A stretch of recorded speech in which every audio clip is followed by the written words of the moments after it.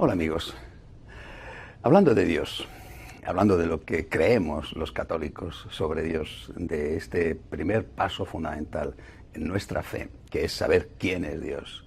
Les dije la semana pasada que la revelación, la razón había llegado a determinado sitio, por ejemplo a la existencia de Dios o al Dios creador, pero que la revelación nos había indicado que Dios es uno, pero también que Dios es diferente, es decir, que Dios es trino, que Dios es familia, una sola naturaleza divina, tres personas distintas. Y que les decía que esto tenía unas consecuencias extraordinarias, porque si nosotros estamos hechos a imagen y semejanza de Dios, saber quién es Dios es fundamental para saber cómo tenemos que ser nosotros y para saber también cómo tenemos que relacionarnos con los demás. La unidad de Dios nos indica que es un valor extraordinario, la unidad.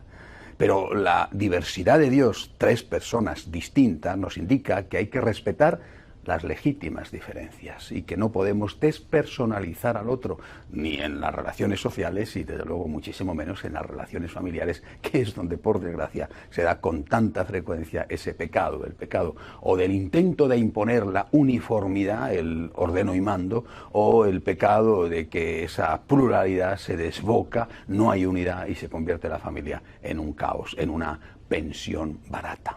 Ahora, dicho esto, recordado esto, me gustaría entrar ya a hablar de una de esas personas de la Santísima Trinidad, la primera persona de la Santísima Trinidad, el Padre.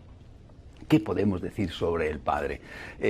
Lo primero que tenemos que decir es que este es un concepto revelado, pero que en cierta forma también era un concepto intuitivo, es decir, antes incluso de Abraham y otros pueblos habían hablado de Dios como Padre, y desde luego en el Antiguo Testamento se habla de Dios como Padre. Por lo tanto, no podríamos decir que es un concepto revelado por Jesucristo en ese sentido, pero cuando se habla de Dios como Padre en otras religiones o en el Antiguo Testamento, se habla de Dios como Padre en el aspecto de protector. Dios es el Padre de su pueblo, Dios es el que protege a su pueblo. En ese sentido se habla de Padre, no en el sentido en el que después lo va a revelar Jesucristo.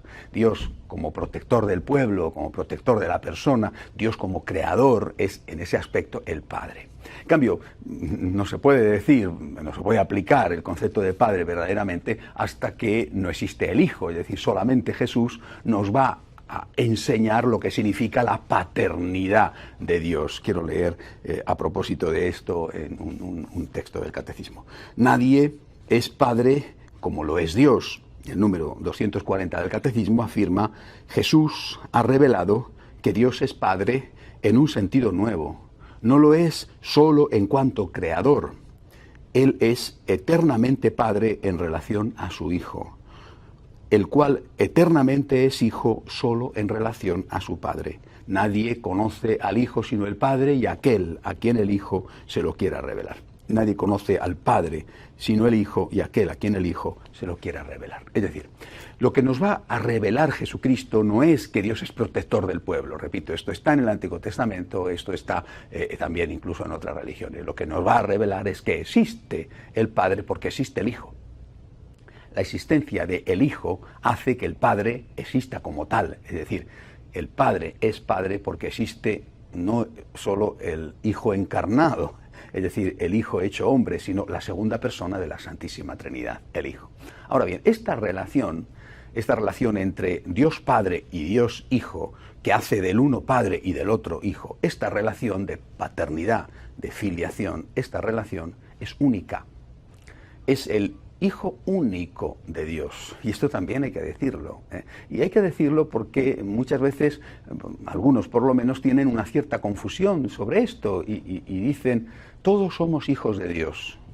Vamos a ver, solamente es hijo de Dios Jesucristo nuestro Señor. Ojo, es el Hijo único de Dios, que repito, a veces lo olvidamos. ¿En qué sentido, por tanto, decimos que nosotros somos hijos de Dios? Nosotros somos hijos de Dios adoptivos. Somos hijos adoptivos de Dios, no somos hijos por naturaleza.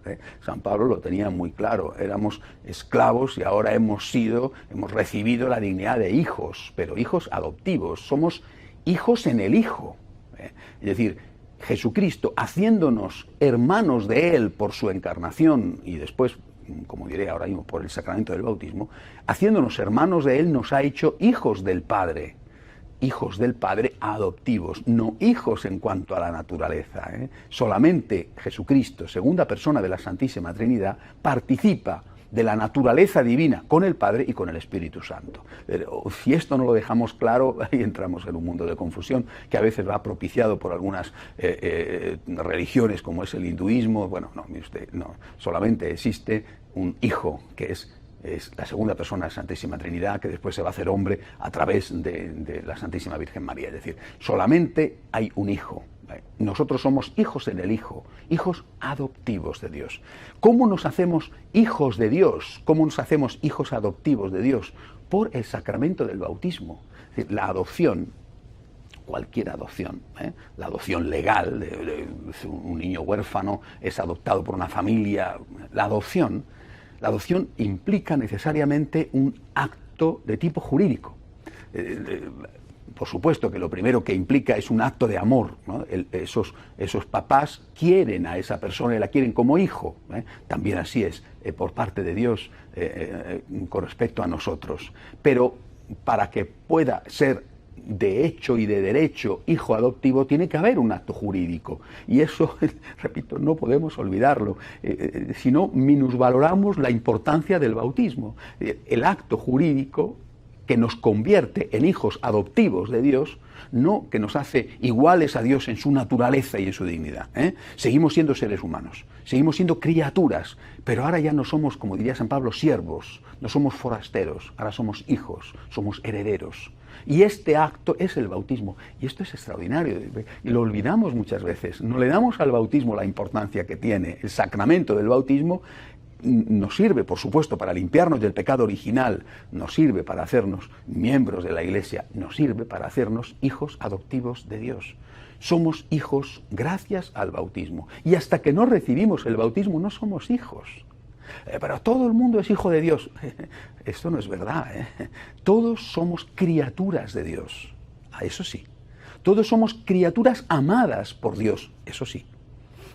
Por ser criaturas de Dios, hechas a su imagen y semejanza, que han recibido el alma en el momento de nuestra concepción en el vientre materno, como un acto específico, individual para cada uno de nosotros, como un acto creador de Dios específico e individual, somos muy amados por Dios.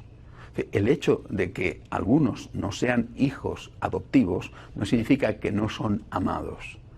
Lo que pasa es que por el sacramento del bautismo, esta criatura hecha imagen y semejanza de Dios, pasa a ser hijo adoptivo de Dios. Esta es la doctrina de la Iglesia, esto es lo que nosotros profesamos y creemos, y esto se ha diluido tanto que ha quitado valor al bautismo.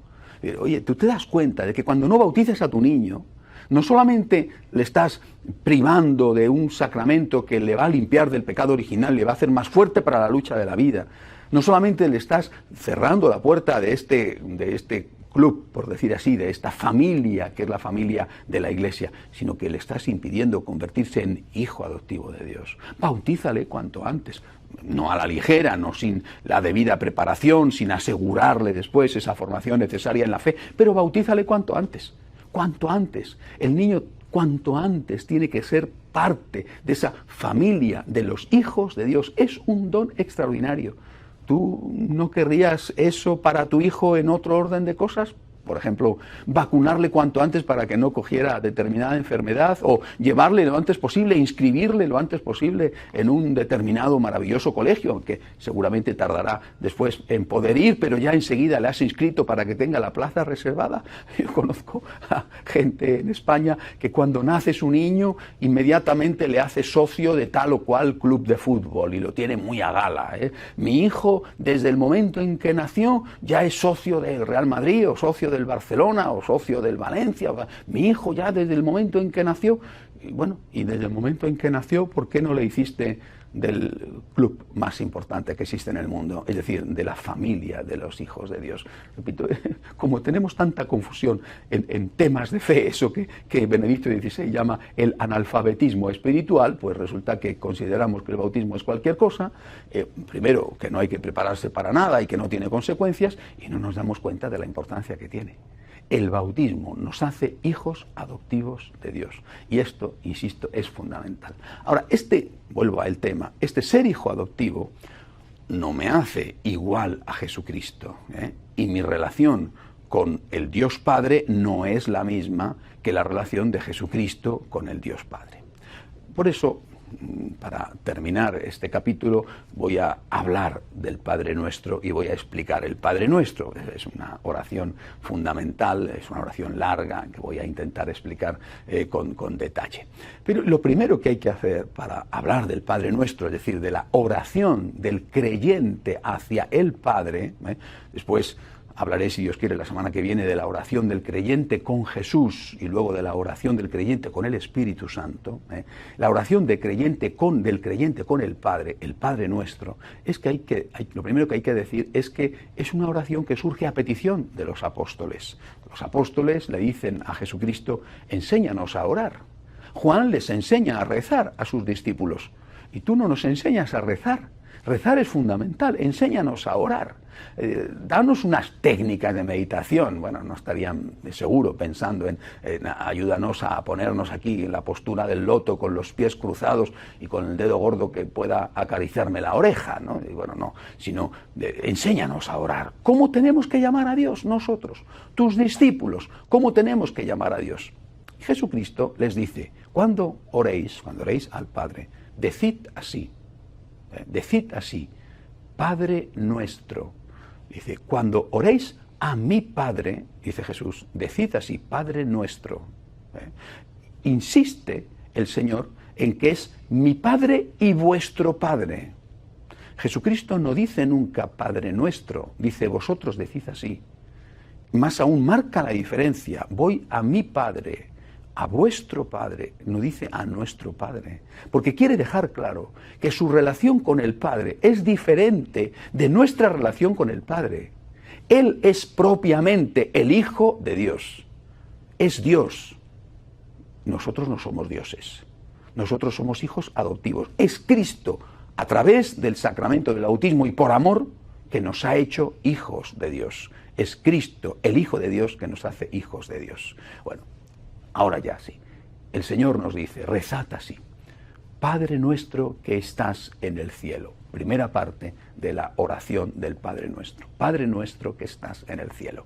¿Qué significa? Primero, ahora ya sí somos hijos de Dios, le podemos llamar Padre porque somos seguidores de Jesucristo, hermanos de Jesucristo. Es nuestro, no dice Jesús, podía haberlo dicho, no dice Jesús, rezad así, Padre mío que estás en el cielo, ¿no? Padre Nuestro, el Señor está queriendo indicar muy claramente, muy deliberadamente, que somos hermanos, o sea, que este Padre no es solo Padre mío, sino que es Padre también del otro, que reza conmigo, y que como Padre del otro igual que mío, mío igual que del otro, no puede decir a ti te consiento y eso significa que te permito que hagas daño al otro. Y no puede decirle al otro, a ti te consiento y te permito que hagas daño, que me hagas daño a mí. Es Padre de todos los bautizados, ¿eh? Es creador absolutamente de todos, tampoco nos va a consentir que hagamos daño a los que no son hijos de Dios, a las criaturas de Dios, bien sean los hombres que son criaturas de Dios, bien sean los animales o seres de la naturaleza. Pero desde luego, el Señor nos enseña claramente que no podemos pretender poner a Dios de nuestra parte en contra de nuestros hermanos. Dios es Padre mío, cierto, pero también es Padre del otro, es Padre nuestro. Y esto, repito, tenemos que tenerlo muy en cuenta, porque a veces te encuentras con personas que llegan al absurdo de pedir a Dios que les ayude en algún negocio malo que va a tener como consecuencia hacer daño a un hermano, a un prójimo. Pero ¿cómo te va a ayudar Dios a hacer daño a otro hijo suyo? Hombre, por Dios, no metas a Dios en eso, porque ponerse de tu parte significaría perjudicar a otro que también es hijo suyo. Primera parte, Padre nuestro, que estás en los cielos, que estás en el cielo. Es decir, este Padre es distinto de nuestro Padre de aquí en la tierra. Y también sobre esto la Iglesia insiste en que hay que tener mucho cuidado, porque hoy, tal y como están las cosas, pues podemos encontrarnos con casos de paternidad bastante deplorables, no solamente porque, por desgracia, existen los casos de padres que abusan de sus hijos, sino porque existen muchos casos de padres que son simplemente engendradores, es decir, personas que engendran al hijo y que después se desentienden del cuidado de ese hijo. Bueno, a aquel al que yo llamo Padre es al Padre de Jesucristo, este Padre bueno, este Padre perfecto. Por eso dirá Jesús: sed perfectos como vuestro Padre celestial es perfecto. No como vuestro Padre de la tierra es perfecto, porque a lo mejor vuestro Padre de la tierra, que es un ser humano como vosotros, tiene poco de perfecto y a lo mejor ni siquiera quiere tener esa perfección. Sed perfectos como vuestro Padre del cielo, como vuestro Padre celestial es perfecto. Primer enunciado del Padre Nuestro, es una especie de introducción, de presentación, antes de entrar en las 7 peticiones del Padre Nuestro. Padre Nuestro, de todos, mío sí, ciertamente, pero también de mi hermano. No puedo pedirle que me ayude a hacer daño a mi hermano, ni mi hermano puede pedirle que le ayude para hacerme daño a mí. Padre nuestro que estás en el cielo, es decir, tú eres de verdad mi Padre y mi modelo. Padre nuestro que estás en el cielo, santificado sea tu nombre. Es decir, primera petición: Señor, quiero agradarte, quiero santificar tu nombre, quiero de verdad convertirme en una persona que te dé gloria, en una persona que te ame, en una persona que sea capaz de hacer algo que a ti te guste. Quiero adorarte, quiero ponerte en el lugar en que mereces estar, en el primer lugar. Santificado sea tu nombre, no solamente por mí, sino por todos. Y por tanto quiero defenderte de los ataques que otros te hacen, pero ciertamente quiero hacer mi parte, es decir, quiero santificarte yo. Santificar tu nombre yo y que los demás santifiquen tu nombre. Quiero defender tus derechos. Quiero levantar la bandera de los derechos de Dios. Esta es una de las cosas, por ejemplo, que yo más insisto a los franciscanos de María. Tenemos que defender los derechos de Dios. En este contexto y en este momento en que se habla tanto de derechos humanos, nadie parece interesarse por la defensa de los derechos divinos. Y los derechos de Dios son la base de los derechos humanos. Tenemos que santificar el nombre de Dios. Tenemos que poner a Dios en el primer lugar de nuestra vida. De lo contrario, no estamos haciendo justicia a Dios. ¿Y cómo va a haber justicia para los hombres si no hay justicia para con Dios? Santificado sea tu nombre, por mí y por los demás. Defender tus derechos, en primer lugar cumplirlos yo, e intentar que los demás también los cumplan. Tengo deberes para con Dios, tenemos deberes para con Dios. Venga a nosotros tu reino. Venga a nosotros tu reino significa que queremos, suplicamos, te pedimos, Señor, como un gran bien, como un gran don, que tu reino esté en la tierra. Es decir, queremos y te suplicamos que la tierra se viva en aquel primer paraíso que hemos perdido por nuestro pecado, en ese reino de Dios donde el rey seas tú, donde tú tengas ese primer lugar que garantiza que cada cosa está en su sitio y que uno no va a hacer daño al otro. Te suplicamos que venga tu reino y que venga ese mundo nuevo, esa tierra nueva, ese cielo nuevo, donde exista la paz, donde exista la justicia, donde no exista el odio, la venganza, la manipulación de unos sobre otros, donde no exista el hambre, donde no exista la guerra. Queremos, Señor, te suplicamos que venga tu reino. Es un don que venga tu reino, pero es un don que también nosotros tenemos que conquistar, es decir, tenemos que hacer algo, colaborar para que venga tu reino, el reino de Dios en la tierra, no un reino político, no un reino como si volviéramos aquí ahora a la Edad Media a pedir en aquella casi eterna lucha de las dos espadas, que el poder espiritual tenga también dominio temporal. La Iglesia no está reivindicando nada de todo esto. La Iglesia está diciendo, cuando rezamos el Padre Nuestro como nos lo enseñó Jesucristo, que creemos que el reino de Dios tiene que instaurarse en la tierra por el bien del hombre.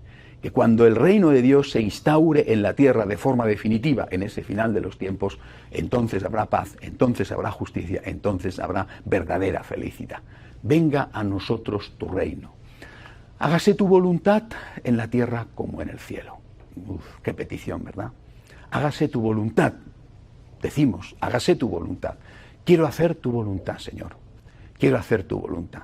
Porque no te tengo miedo, simplemente. Es que no me pongo delante de ti a la defensiva. He suprimido, he vencido aquella consecuencia del pecado original por la cual el hombre desconfía de Dios. Señor, yo me he rendido ante ti, estoy seguro de que tú eres mi Padre. Te estoy llamando Padre, por lo tanto no te tengo miedo, no desconfío. Me abandono en ti, me pongo en tus manos, haz de mí lo que quieras. Eso sí, dame la fuerza, por favor, porque yo soy lo que soy, ¿no? Y sin tu ayuda, sin tu gracia, es imposible para mí hacer el bien y evitar el mal. Pero quiero abandonarme en ti sin ningún temor. Te suplico que se haga tu voluntad sobre mí y sobre los míos. Y que se haga, y esto quizá puede ser una frase un poco misteriosa, que se haga en la tierra como en el cielo.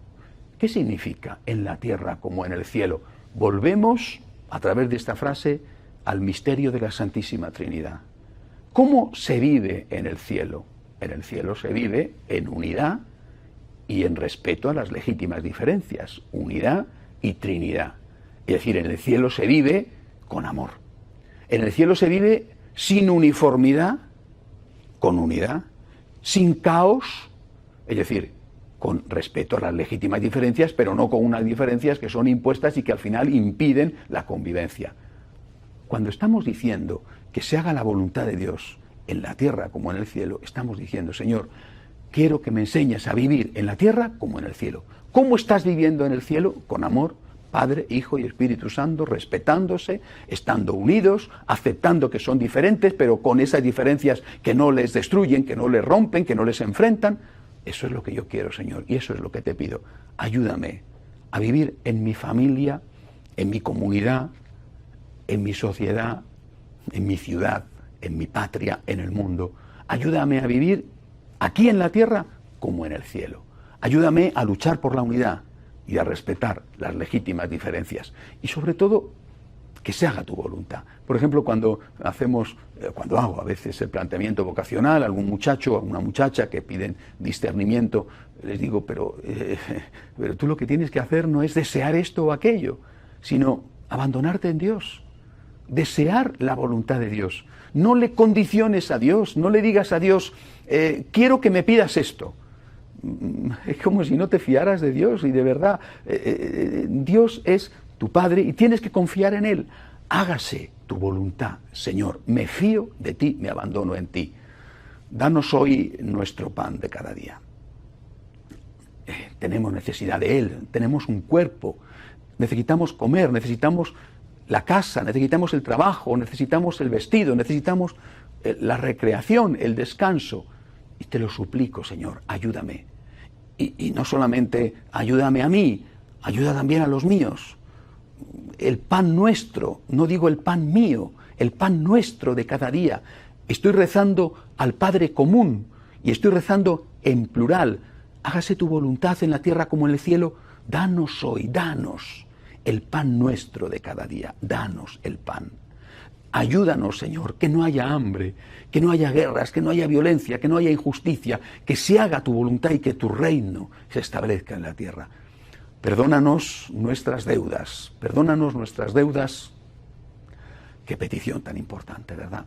Pero una petición que viene ligada a otra, ¿eh? Perdónanos nuestras deudas como también nosotros perdonamos a los que nos ofenden. Es decir, una petición condicional. Te pido el pan, pero el perdón te lo pido y yo mismo me pongo una condición. Jesucristo nos enseñó a poner esta condición: perdóname como perdono. Es una condición tremenda, ¿eh? Si yo no perdono, no puedo pedir perdón. Es decir, si yo no perdono, ¿cómo me atrevo a acercarme a Dios, a decirle, ten compasión de mí, cuando yo no tengo compasión del otro? Fue el Señor el que nos dijo, la medida que uséis, la usarán contigo. Perdónate a ti mismo, perdonando a los demás. O dicho de otra forma, consigue el perdón de Dios, siendo tú misericordioso con los demás. Si tú perdonas, serás perdonado. La medida que uses, la usarán contigo. Perdóname, Señor, perdónanos, Señor, como nosotros perdonamos. Danos hoy nuestro pan de cada día. Perdona nuestras ofensas como nosotros perdonamos. Señor, no nos dejes caer en la tentación y líbranos del mal. Te suplico como último don, Señor, te suplico la santidad. No me dejes caer en la tentación, no me abandones a mis instintos, no me abandones al efecto terrible del pecado original sobre mí, a las tentaciones del mundo que me rodea. No dejes que sucumba ante esta ideología del relativismo, que tenga siempre tu luz, pero también tu fuerza. Líbrame no solamente de la tentación, sino del mal, del maligno. Líbrame de las insidias del enemigo y de aquellos que son los amigos del enemigo. Queridos amigos, digámosle al Señor, confío en ti. Padre, en tus manos abandono mi espíritu. Con esta frase terminó Jesucristo su vida en la tierra. Padre mío, confío en ti. No tengo miedo, tú eres mi Padre, estoy en las mejores manos. Hasta la semana que viene, si Dios quiere.